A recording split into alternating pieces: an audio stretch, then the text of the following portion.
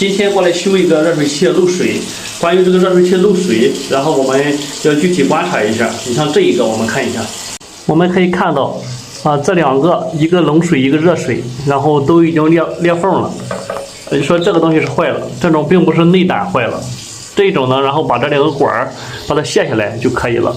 这个东西要更换也很简单啊，用个扳手，首先把这个软管拆下来，卸掉软管之后，用扳手把这一个管子给卸下来，挺紧的哈。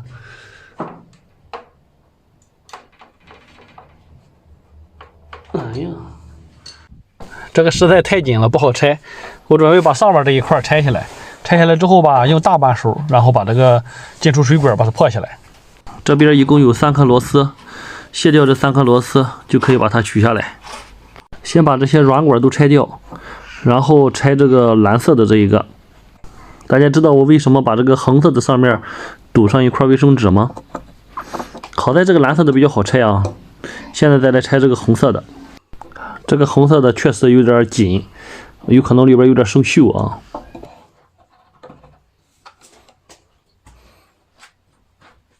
终于打开了，打开之后就好弄了啊。只要是你一开始把它松开，后边就好弄了。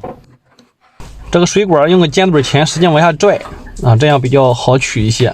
有的时候里边有水垢比较多，不太好弄啊，需要用点力。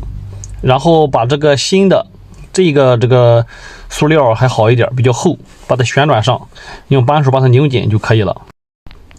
先把这个外壳上，这样再更换这个蓝色的这边，这样为了干活方便啊。蓝色这边把泄压阀提前缠好升降带，把它上好，把之前的这个直接拽下来，拽下来之后再把这个接好泄压阀的把它安上就行。同样用扳手也要把它拧紧，把软管打好弯。之前的软管不要了啊，也是给它换新的。把这个地方把它接好，两边接好，用扳手拧紧就可以了。最后把两个角阀旋转开。这个地方呢，我们要注意，因为之前漏水，所以说要打开热水端，把这个里边的空气排干净，我们就可以正常使用了哈。